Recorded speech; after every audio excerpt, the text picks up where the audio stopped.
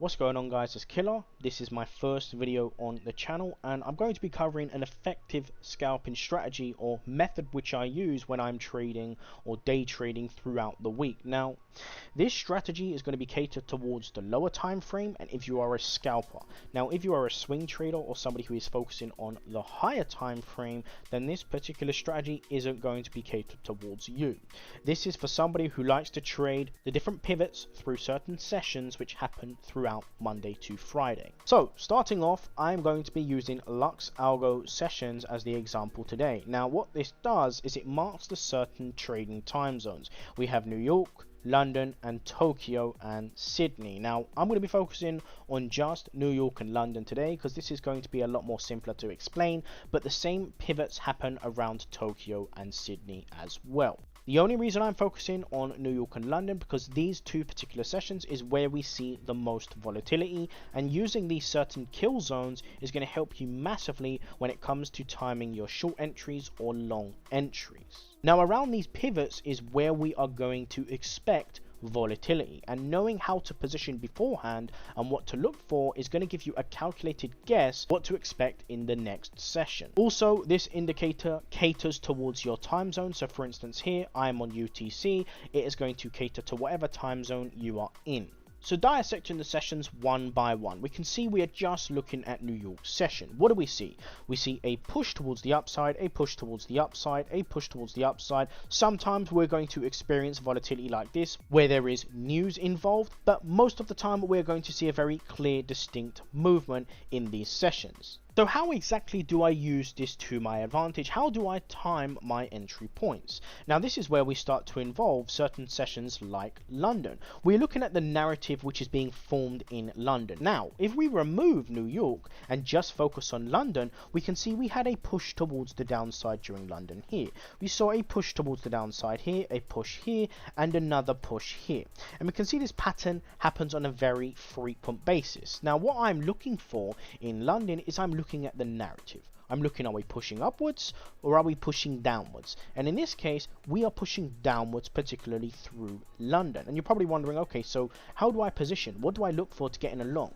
Do I know if we're going to continue dumping or do I know if we're going to have a reversal? In this case, if we start to apply New York, you can see every single time we begin to dump into New York, we tend to have a reversal at New York Open around 2:30. And as I said, this indicator is going to be catered towards your time zone, so you haven't got to worry about timing your entry points. 2:30 UTC is the time which New York opens for me. I'm looking at the narrative. In this case, we can see London pushing down. We had a reversal upwards. We saw London pushing down. We had a reversal to the upside. We saw London pushing down and another reversal to the upside. And these reversals particularly happen exactly around New York Open or around that time period.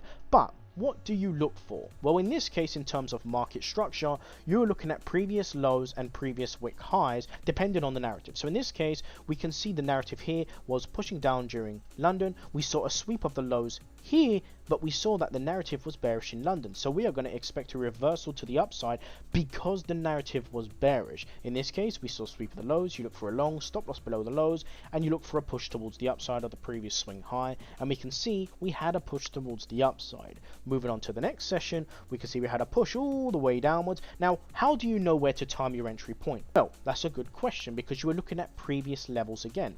So in this case, we saw a push down London, we had consolidation, and we saw a sweep of the low here, which previously took out stops. We look for the reclaim on the lower time frame and acceptance above. Then you place your stop loss at the previous wick low, and you look for a reversal towards the upside once you have seen acceptance in terms of trend. So, it's very important to pay attention to what's happening through London because it usually sets up what's going to happen through the next session. In this case, we saw a push towards the downside, we saw a sweep of these previous lows, we had acceptance on the next candle open, New York, push towards the upside, stop loss below the lows, and then you would have caught another long position. Now, sometimes what you're going to see here is you're going to see a push towards the downside during New York, and we're going to see another extended push towards the downside, and that's where paying attention to market structure is going to be quite important. Because if we are elevated on the higher time frame, in this case here, if we are just looking at market structure without sessions, we can see we already swept the previous highs. We were already relatively high in terms of the range, and in this case, we saw a push downwards instead of continuation. So when it comes to timing certain pivots where we do not see that inverse reaction, you have to pay attention to the overall market structure in general. So overall, when you are using this strategy, you are looking at the pivots and what is happening through the previous session. In this case, we saw London dump, reversal, London dump, reversal, London dump. In this case, this was an example of where we didn't see the pivot here. You would have got stopped out if you tried to look for a pivot, but as long as your risk was managed, it's completely fine. But overall, when you combine this strategy with certain confluences like liquidations, trends, market structure, it becomes very effective for timing your long and short entries. You're no longer guessing where to look for a long, you're anticipating where to look for a long and short. Now in this case, we saw a push towards the downside, sweep of the wick low, massive push towards the upside during New York. Now in this case, this was Saturday and Sunday. Typically, this is the period you do not want to trade these certain sessions because again, you usually do not see massive movements like this. Now, it's important to understand that you look at the market structure to determine what's happening on the higher time frame, then you look at the session narrative to determine what is likely going to happen next. Overall, this is a very effective scalping strategy, and if you are using, like I said, multiple different confluences like liquidations, heat maps, open interest, funding rates, and many other indicators, it will take some time, but as long as you are managing your risk, these are the certain kill zones I would pay attention towards for scalping. Anyways, I hope you guys enjoyed this video and found the information informative, and I'll catch you guys in the next one.